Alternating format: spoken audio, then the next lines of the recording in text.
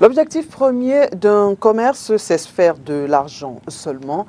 Dans une recherche effrénée de gains, certains se lancent dans des pratiques commerciales douteuses sans en mesurer les conséquences. Fraude commerciale, on en parle dans un instant.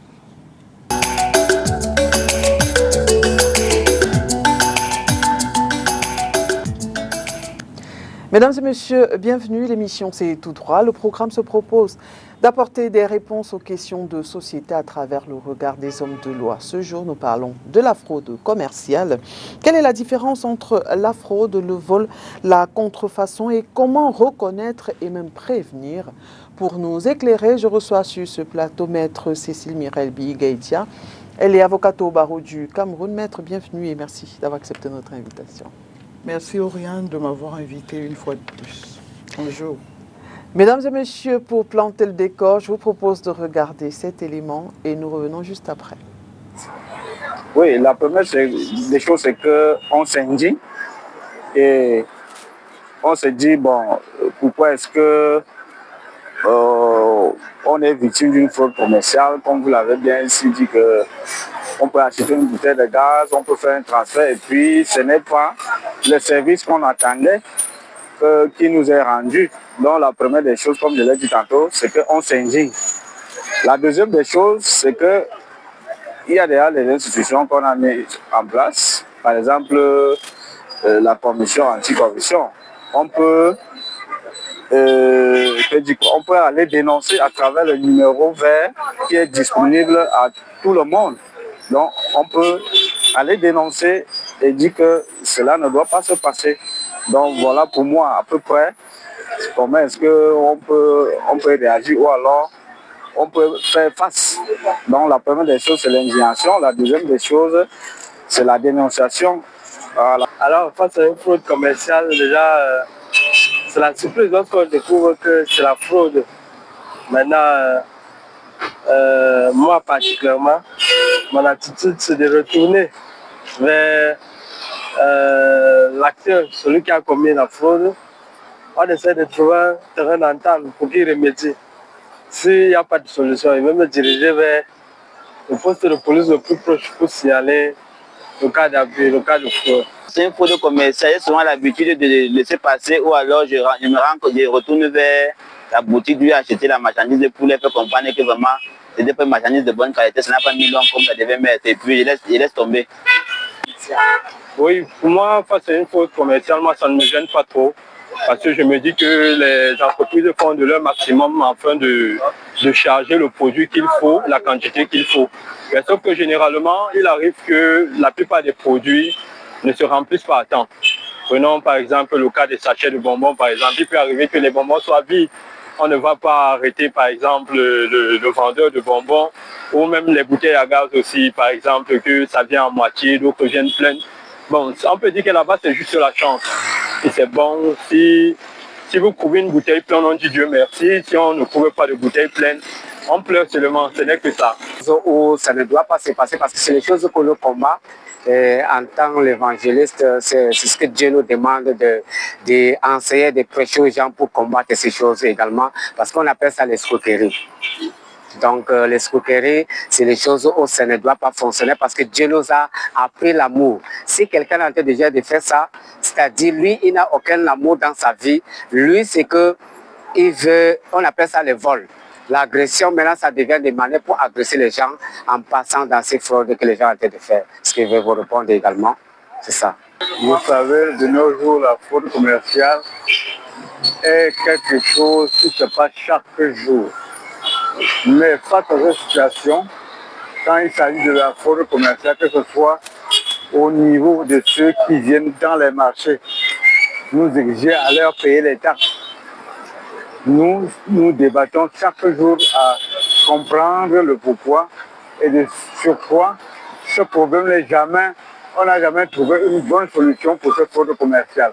Parce que sur toutes les formes, ils nous en arquent. Et on se débat chaque fois à le faire, mais sans succès. Voilà, maître, on a bien écouté ces Camerounais. Alors, la question était de savoir quelle est l'attitude qu'ils auraient adoptée face à une fraude commerciale. Est-ce que, selon vous, c'est la bonne vous, alors, qu'est-ce qu'il faut faire, à votre avis?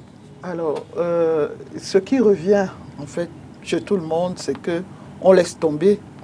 C'est comme si tous les Camerounais sont résignés. Mais non, il faut dénoncer. Il faut dénoncer tant auprès du ministère du Commerce qu'auprès du procureur, du parquet ou même des officiers de police judiciaire. Il ne faut pas laisser tomber parce que la loi protège d'abord et surtout le consommateur. Le consommateur, oui. Alors peut-être qu'il faut, d'entrée de jeu, bien nous expliquer c'est quoi la fraude commerciale. Quand on dit fraude commerciale, qu'est-ce qu'il faut retenir? Alors la fraude commerciale, c'est toute pratique déloyale ou trompeuse en vue d'obtenir un gain commercial ou financier illégitime. Est-ce que, quand on parle de fraude commerciale, est-ce qu'il y a des éléments qui doivent attirer notre attention? Moi, le consommateur, quand j'arrive, Oui. je fais comment pour savoir qu'ici, je suis dans un cas de fraude commerciale? Alors, vous ne pouvez pas savoir tout de suite que vous êtes dans un cas de fraude commerciale parce que la fraude, justement, celui qui fraude fait tout pour ne pas qu'on sache qu'il est en train de frauder. Okay. Donc, il y a un spectre de choses que le législateur sanctionne. Okay. Par exemple, la publicité mensongère. Et la publicité mensongère ne concerne pas seulement, par exemple, le prix. Ça concerne les qualités de la chose. Okay. Vous dites que vous vendez, par exemple, je prends un exemple. Au Cameroun, on appelle jus toutes les boissons sucrées. Et en réalité, ce ne sont pas des jus. Il y a des boissons gazeuses, il y a d'autres types de boissons. Mais il y a des eaux colorées. Voilà. Et la personne, quand par exemple la personne met sur la bouteille un visuel avec une tête d'ananas, c'est une pratique frauduleuse. Quand elle sait qu'il n'y a même pas une once d'ananas dans cette bouteille, alors vous, le consommateur, vous êtes attiré par l'image de la tête d'ananas. Vous ne pouvez pas donc savoir que ce n'est pas de l'ananas. Mais vous, le consommateur, vous avez aussi l'obligation d'aller au bout. Parce que lui, il a l'obligation non seulement d'essayer de vous attirer en mettant sur son étiquetage un visuel attractif, mais il a aussi l'obligation de décrire son produit. Il vous dit que mon produit a de l'eau, du sucre, de quoi, mais vous lisez bien qu'il n'y a pas d'ananas à l'intérieur. Il vous dit parfum ananas. Ce n'est plus de l'ananas. Oui. Mais c'est une fraude. Et normalement, ça devrait être sanctionné. Ah, maître, quand vous dites là, on commence à réfléchir. On a nos boissons là dehors, quand même d'une entreprise de renommée. Est-ce que ça veut dire qu'on devrait dénoncer ce qui est là, ou alors il faut faire des enquêtes pour savoir s'il n'y a pas d'ananas à l'intérieur? Non, on ne devrait pas faire des enquêtes. Par exemple, lorsque c'est une entreprise établie et qui dit « je lance sur le marché tel type de boisson », normalement, le ministère du Commerce doit s'intéresser à la nature de cette boisson. Okay. Quand vous dites « jus de fruits », je vends des jus de fruits, on suppose que c'est des jus, vous utilisez le fruit. Oui. Vous pouvez donc expliquer que dans le process, le fruit peut être séché ou le fruit peut être, je ne sais pas, subir certaines transformations ou être mélangé. Dans certains pays où il y a des normes bien cadrées, on vous dit pur jus de. Et quand vous lisez l'étiquetage ou la description du produit, vous voyez très bien qu'on n'a pas mis autre chose que du jus de. On va vous dire qu'on a mis peut-être de l'eau. Et si on a mis du sucre, on va vous dire le pourcentage de sucre.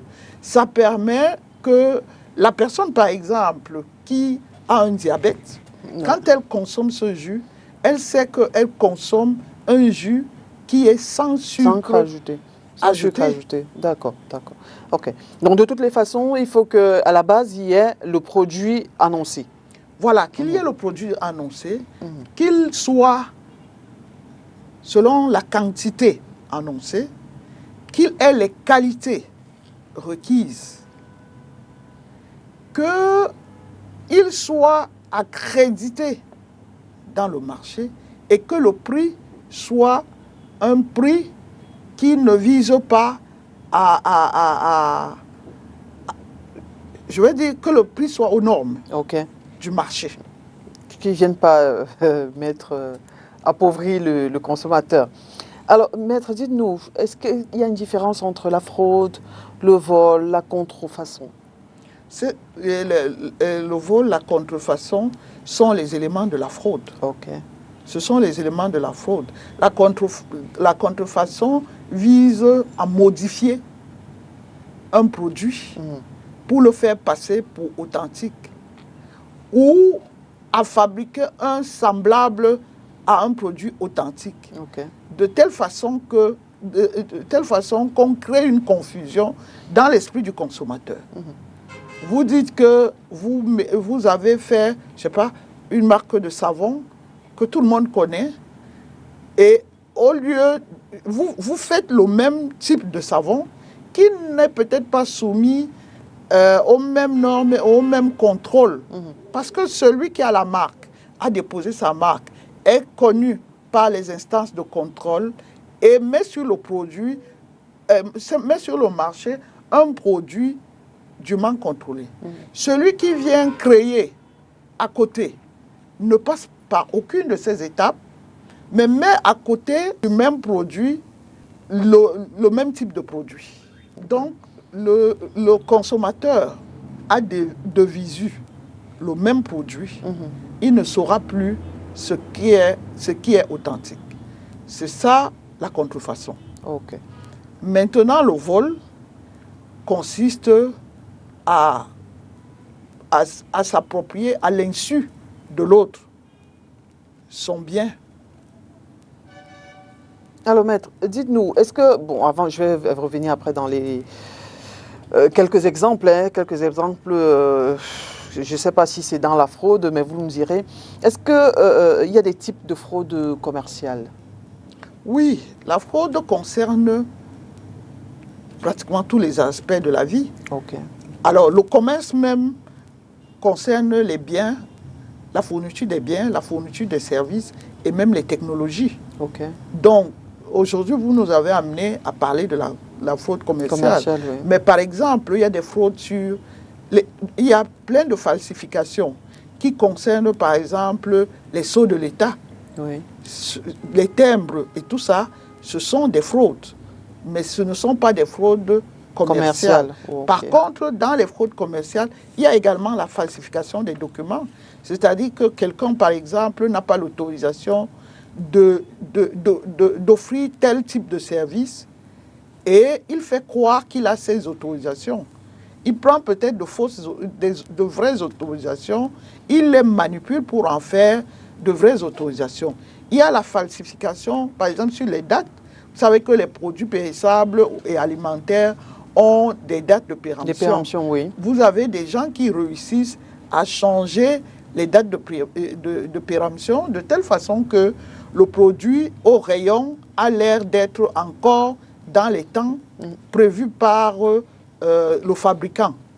Parce que le commerçant, très souvent, il ne fabrique pas. Il achète, il vient revendre. Il est l'intermédiaire entre le commerçant, entre le fabricant et le consommateur. Il se dit, voilà, j'ai un délai, mais ce délai arrive bientôt. Si le consommateur voit que le délai est arrivé, il n'achètera pas. Alors le commerçant véreux ou qui est frauduleux décide donc de changer les dates. Voilà une autre forme de falsification qui entre parfaitement dans la fraude commerciale. Alors, vous avez dit tromperie sur la qualité, sur la quantité de la chose vendue, tromperie sur la nature, même sur l'origine. Oui. Tout ça, c'est la fraude commerciale. C'est la fraude commerciale. Et ça ne concerne pas que les biens, ça concerne les services. Également. Ça concerne les technologies. C'est-à-dire que nous avons, par exemple, tous ces opérateurs qui sont avec nous. Vous avez, à un moment donné, il y a eu le débat sur la 4G, la 5G, où les opérateurs se rivalisaient pour nous dire, et ceux qui vivaient ailleurs nous disaient, vous n'avez pas la 4G. On a l'impression que vous n'avez même pas la 3G. Donc, voilà, ça concerne tous Ça ces aussi, c'est éléments. une fraude. Alors, dans ce cas, comment prévenir? Si on prend le cas des technologies, comme vous le dites, on a affaire à, j'ai envie de dire, des mastodontes. Comment prévenir ou alors comment signaler cette fraude commerciale? Ils nous ont dit, vous êtes dans la 4G. Certains techniciens ont dit que non, en fait, c'est la 2G. Comment Alors, signaler la ici? loi, nous avons une loi qui protège les consommateurs. Ok. La loi de 2011 relative à la protection des consommateurs. Ok. Et qui dit clairement que les consommateurs peuvent se mettre en association. Et que ces associations de consommateurs ont parfaitement le droit d'ester en justice. Et il y a même mieux. La loi dit que lorsque vous accusez un commerçant d'une fraude, c'est à lui de prouver que vos allégations ne sont pas vraies. C'est-à-dire que si une association de consommateurs qui doit être étoffée par une certaine expertise va en justice dire, on nous dit, on écrit même partout que nous avons la 4G, mais en fait de 4G, c'est la 2G. Bien entendu, dans ce genre de procès ou de débat judiciaire, on va faire intervenir des experts. Les experts, oui. Et ce sera aux prestataires de nous prouver que c'est bien la 4G. Il y a 4G qui nous sert. Et de nous expliquer pourquoi sa 4G à lui, qui est consommée au Cameroun, est différente de la 4G que le Camerounais consommerait ailleurs. Oui. Dont les associations de consommateurs peuvent jouer un très grand rôle dans ce genre de fraude. Avis donc aux associations de consommateurs, parce que la qualité du service n'est pas très bonne. Donc, c'est sur eux que nous pouvons nous appuyer. Mais je voulais savoir quand même, est-ce que la spéculation aussi, ça peut être rentré dans la fraude commerciale?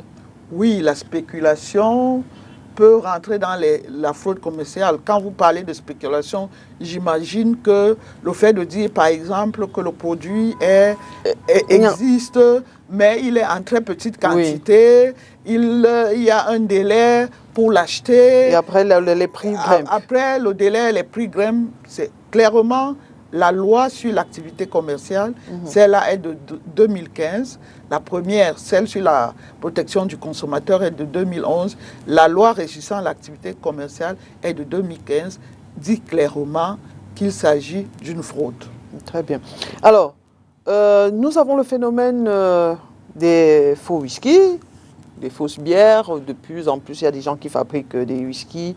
Maintenant, sachant qu'on peut avoir affaire ici à un problème de santé, quelles sont les sanctions pour les contrevenants?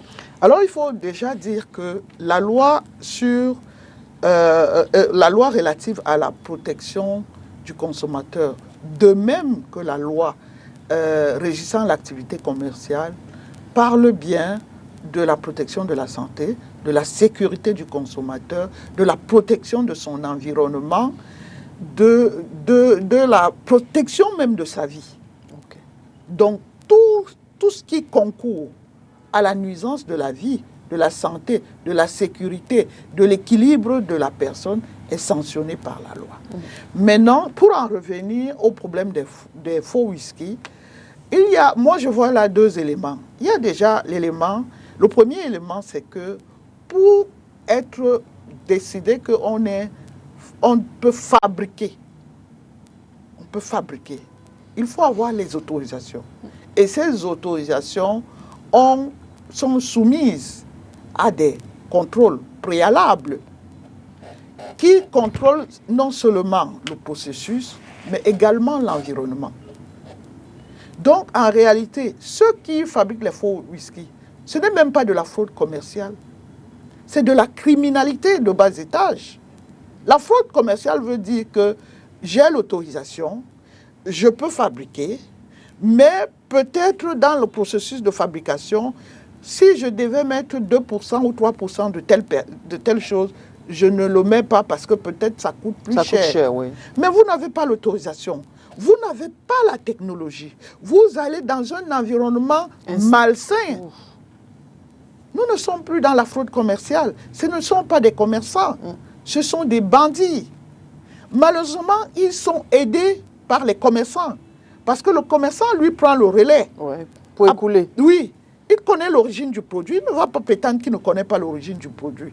Il connaît l'origine du produit. Il le met dans le marché et il aide donc ce bandit-là à tuer le consommateur. Donc, celui qui vend va être poursuivi pour fraude commerciale, mais celui qui ne vend pas, qui fabrique, Oui. c'est un bandit qu'on va condamner pour autre chose. D'accord. C'est une atteinte à la santé publique. Absolument. Alors ici, je vais poursuivre dans ces exemples-ci. Nous avons eu aussi une crise autour de l'huile végétale, une période où alors, des voix sont élevées. Certains disaient, bon, il faut réduire les coûts, mais on a constaté dans les marchés qu'il y avait des huiles qui n'avaient pas changé de prix, mais la quantité. C'était certains commerçants qui disaient, attention, ici, ce n'est pas 1 litre, c'est 0,93 ou 95. Est-ce qu'ici, on est donc dans un cas de fraude commerciale? Est-ce qu'on peut changer la quantité sans une communication préalable? C'est une fraude commerciale. On a eu le cas aussi avec le pain. Oui. On n'a pas changé le prix du pain, mais on a changé le grammage du pain. C'est une fraude commerciale. Le consommateur a droit à l'information. Et c'est une obligation pour le commerçant. Donc, la première chose, c'est de dire la production de l'huile nous revient plus cher. Plus cher, oui. Nous ne pouvons donc plus vendre cette huile au prix où elle nous coûtait. Parce que les intrants dans la fabrication sont devenus plus chers.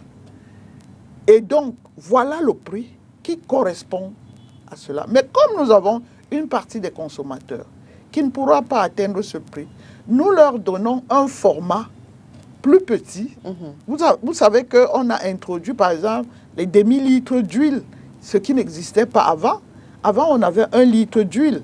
Mais certains commerçants ont introduit le demi-litre d'huile. Il y a le quart maintenant. Il y a même le quart maintenant. Et je vais même vous dire, les détaillants vendent même la cuillère ou le verre ou le bol. Et c'est emballé dans des petits sachets. Voilà. Donc, ça, il faut informer le client et lui dire, le pain que vous achetez là, il coûte à ce prix, mais il a ce grammage. Quand vous ne le faites pas, vous êtes effectivement dans un cas de fraude commerciale. Mais quand vous parlez de pain, je pense à quelque chose. Bon, on a parlé du jus. Ici, il y a sur l'étiquette, on nous donne la composition, mais très souvent dans le pain, on achète le pain, on ne sait pas qu'est-ce que le pâtissier a mis à l'intérieur, le boulanger a mis. Est-ce que ici, il faut exiger aussi, par exemple, du pâtissier la composition de son pain pour voir si les grammages ou je ne sais pas les compositions sont exactes? Non, en réalité, il y a des institutions de contrôle. Ah d'accord, oui. Ces institutions de contrôle-là, quand elles font bien leur travail, le consommateur, surtout pour les biens et services élémentaires, n'a pas besoin de faire le contrôle. Parce qu'on suppose que quand une boulangerie est ouverte, le ministère du Commerce, le ministère de la Santé et tous les ministères, même le ministère je pense que c'est Commerce et Industrie aujourd'hui, ou je ne sais pas, s'il y a un ministère de l'environnement, il y a l'environnement à part, le commerce est seul. Voilà. Oui. En tout cas, tous les acteurs qui peuvent être concernés doivent venir pour voir l'unité de production que vous mettez en place, les processus que vous utilisez et surveiller que vous êtes conforme aux normes. Maintenant, les types de pain, vous annoncez, vous, que c'est le pain de seigle, le pain de ceci, le pain au sésame, le pain de ceci, et qu'il y a le classique bâtard et tout ça. Voilà, mais c'est aux institutions d'opérer le contrôle. Et là encore, si les associations se rendent compte qu'il y a une défaillance, elles peuvent mettre en place des comités de vigilance qui permettent, par exemple, d'acheter du pain plusieurs fois, ici, là, aller les peser et avoir des éléments pour faire constater qu'il y a une différence dans le grammage. Alors, maître, dites-nous, fraude commerciale, que dit la loi? Quelles sont les conséquences? Quelles sont les sanctions? Alors, les sanctions sont des sanctions, il y a des sanctions pénales. Ok. Dans les deux lois que je vous ai indiquées, il y a des dispositions pénales. Mais ces dispositions vous renvoient au code pénal. C'est-à-dire que ces lois définissent les éléments constitutifs de certaines fraudes commerciales, de certains éléments de la fraude commerciale, et vous dites pour la sanctionner, vous la sanctionnerez par exemple comme vous sanctionnez l'escroquerie. Ok. Vous la sanctionnerez comme vous sanctionnerez le vol. Voilà. Donc, il y a des sanctions. Les premières sanctions déjà, ce sont des sanctions administratives. Lorsque l'administration se rend compte qu'il y a une fraude commerciale, elle se saisit de l'affaire. Je vais même vous dire que le ministère du Commerce a une unité qui est chargée de faire ces contrôles. Il s'agit des officiers de police judiciaire à compétence spéciale. Ok. La loi dit même que lorsqu'ils sont sur le terrain, si on avait signalé, par exemple, à la police normale, elle doit se dessaisir à leur profit.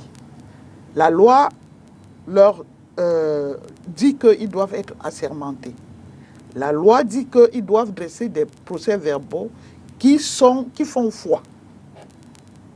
Ils peuvent sceller, ils peuvent suspendre, ils peuvent détruire. Ok. Ils peuvent fermer des établissements. Et lorsqu'il y a un cas de fermeture d'un établissement, pour fraude commerciale, la fermeture ou la suspension ne peut excéder 6 mois. Mais le promoteur a l'obligation de continuer à payer ses salariés.